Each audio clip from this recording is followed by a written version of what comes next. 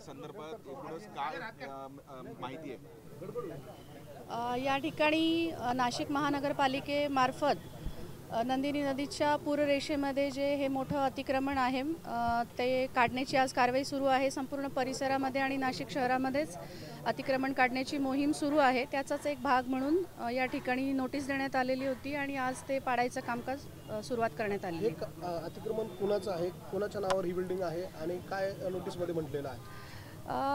ही जी building आहे town planning विभागामार्फत श्री लोंढे यांच्या नावाने ही नोटीस आम्ही जारी केलेली आहे। पोलीस विभागामार्फत पण तक्रार प्राप्त झालेली होती, त्या अनुषंगाने त्यांना नोटीस देण्यात आलेली।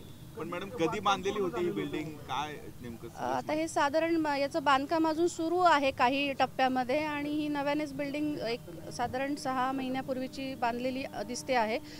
पण पावसाळ्यामुळे आम्हाला ही कारवाई करता आली नव्हती। आता नियोजित कारवाई आहे, कारवाईचा भाग म्हणून आता पावसाळा संपल्यानंतर आम्ही आता ही कारवाई घेतो आहोत। पण परवानगी घेतली होती का ही बिल्डिंग बांधताना? नाही, याला बिल्डिंगला कुठली पण परवानगी घेण्यात आलेली नव्हती। ही संपूर्णपणे अनधिकृत बिल्डिंग होती। मॅडम पण महापालिका प्रशासन करत काय होतं? स्ट्रक्चर होतं त्याला परवानगी देण्यात आली नाही, त्याला देखील परवानगी नव्हती। यांनी बिल्डिंगच्या वरती अनधिकृत होर्डिंगचं स्ट्रक्चर पण उभारण्यात आलेलं होतं, त्याला पण नोटीस देण्यात आलेली आहे। मॅडम एखादी इमारत शहरामध्ये उभी करायची असेल तर त्याची प्रोसिजर काय आहे? एवढी मोठी इमारत उभी असताना महापालिकेच्या इथल्या स्थानिक लोकांकडनं त्याकडे लक्ष का देण्यात आलं नाही? नाही, याची रीतसर कायदेशीररित्या टाउन प्लॅनिंग विभागाकडे परवानगी घेतली जाते, त्यासाठी ॲप्लिकेशन केलं जातं। तसंही कुठलंही ॲप्लिकेशन आमच्याकडे करण्यात आलेलं नव्हतं आणि मालकी हक्काचे पण कुठलेही पुरावे आम्ही नोटीस दिल्यानंतर सादर करण्यात आलेले नाहीत। मॅडम, परंतु यामध्ये एक महत्त्वाचा मुद्दा, किरण एक मिनिट, त्यामध्ये महत्त्वाचा मुद्दा आहे, हे अधिकारी नेमके काय करत होते तुमच्या महापालिकेचे? त्यांच्यावर कारवाई होणार आहे? कारण इतकं मोठं बिल्डिंग उभी राहते, पोलीस यंत्रणेवर एवढा बंदोबस्ताचा ताण येतो, लोक सामान्य नागरिकांना वेठीस धरलं जातं कारवाईच्या वेळेला, मग हे एम्पायर उभंच राहू नये यासाठी ज्यांनी दुर्लक्ष केलं त्यांच्यावर काय कारवाई करणार आहात? आणि आता आम्ही असं नियोजन करण्यात आलेलं आहे की जे अशा अनधिकृत बिल्डिंग शहरामध्ये सुरू आहेत किंवा उभे राहिलेले आहेत त्याचा एक आम्ही सर्वे करणार आहोत सविस्तर, आणि अशा सर्व शहरामध्येच आता पूर्ण कारवाई करण्यात येणार आहे।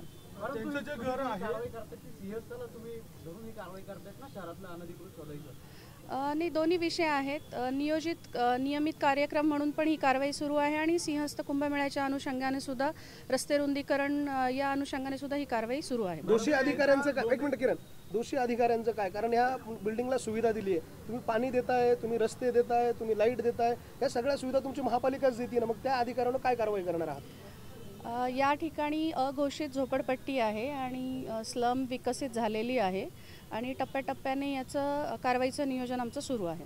मॅडम, आता एक कारवाई झाली आहे, परंतु इथे अधिक घरं आहेत, ते लीगल आहेत, अधिकृत आहेत की अनधिकृत आहेत? त्यांच्यावर नाही, ही सर्व घरं अनधिकृत आहेत आणि टप्प्याटप्प्याने त्यांच्यावर पण कारवाई करणार आहोत। आता सध्या आम्ही त्यांना ही घरं सोडण्यासाठी आणि स्थलांतरित करण्यासाठी नोटीस दिलेली आहे। किती दिवसाची मुदत आहे?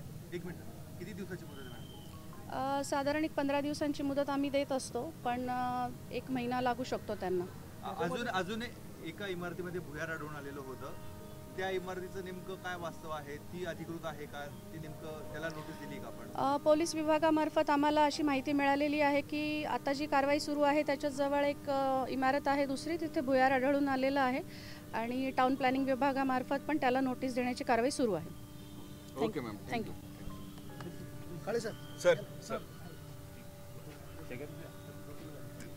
सर थोडं सर थोडं पुढे नाही ते कॅमेरामुळे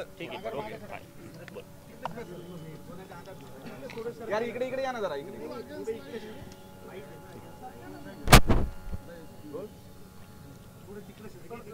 गोळीबार प्रकरणातले जे आरोपी होते त्यांच्या संदर्भामध्ये मनपा कारवाई करते, आपला कसं बंदोबस्त आणि काय पुढची कारवाई? याच्या संदर्भामध्ये जसं मॅडमने आपल्याला सांगितलं की सातपूरमध्ये जो गोळीबाराचा प्रकार झाला होता आणि त्याच्यामध्ये प्रकाश लोंढे आणि त्यांच्या गँगच्या विरुद्ध जी काही कारवाई करण्यात आलेली आहे त्याचाच पुढचा भाग म्हणून त्यांनी जी अनधिकृत इमारत या ठिकाणी उभा केलेली होती त्याच्या संदर्भामध्ये पोलीस विभागाच्या विनंतीवरून महापालिकेने त्या ठिकाणी कारवाई केलेली आहे। या संदर्भामध्ये मॅडमनी पण जसं सांगितलं की अजून एक बिल्डिंग आहे त्या संदर्भात देखील पत्रव्यवहार करण्यात आलेला आहे आणि त्याची देखील पुढची कायदेशीर कारवाई केली जाईल आणि यापुढील कालावधीत देखील अशा पद्धतीनं ज्या ज्या गोष्टी अनधिकृत झालेल्या असतील त्याचा देखील त्या ठिकाणी मागोवा घेऊन तपासामध्ये जे निष्पन्न होईल त्याच्या आधारावरती पुढे देखील कारवाई केली जाईल. हे जे भुयार आतमध्ये सापडून आलं होतं त्याच्यामध्ये काय कारवाई केल्या जात होत्या ह्या टोळीकडनं, कशासाठी ते वापरलं जात होतं आणि त्यात काय सापडून आलेलं होतं? सकृतदर्शनी असं दिसलेलं आहे की त्या भुयारामधून आम्हाला 2 लोखंडी कुऱ्हाडी आणि 1 चाकू अशा पद्धतीचं त्या ठिकाणी मुद्देमाल मिळालेला आहे. आणि सकृतदर्शनी अजून पण त्याविषयी कन्क्लुझिव्हली सांगता येत नाही, कारण तसा कोणी तक्रारदार अद्यापर्यंत समोर आलेलं नाही. मात्र त्या ठिकाणी लोकांना दबावानं त्यांचं अपहरण करणे असेल किंवा त्या ठिकाणी त्यांच्या दबावानं जे काही गैरकृत्य करणं असेल अशा उद्देशांसाठी या पद्धतीच्या तक्रार होतीच की त्यामध्ये नेऊन मारहाण करण्यात आली होती एका इसमाला आणि त्यानंतर ते समोर आलं. आता पुन्हा भुयार निर्माण केलं जातंय, नेमकी ही मोडच काय आहे भुयाराची? याच्या बाबतीत एकच आहे की आता आपण जर बघितलं असेल तो व्हिडिओ आपण सगळ्यांनी बघितलेला आहे. त्याच्यामध्ये त्या ऑफिसमधून त्या ठिकाणी एक डिस्क्रीट एंट्री करण्यात आलेली होती, मग जेणेकरून लोकांवरती दबाव टाकता यावा आणि ते कुणाच्या सर्वसामान्य किंवा इतर कुणाच्या तपास यंत्रणांच्या लक्षात येऊ नये त्यांना ते करण्याच्या उद्देशानं ते केलेलं आहे. मात्र जे काही तपासामध्ये आतापर्यंत आपल्या समोर गोष्टी आलेल्या आहेत त्यानुसार त्याच्यावरती निश्चितपणानं कारवाई केली जाईल. सर, आता ज्या इमारतीवर कारवाई होत आहे त्या इमारतीचा काही अशा गुन्हेगारी घटनांचं वापरण्यासाठी वगैरे काही वापर झाला का? नाही, असं काही अद्यापर्यंत समोर आलेलं नाही आहे. Okay, thank you.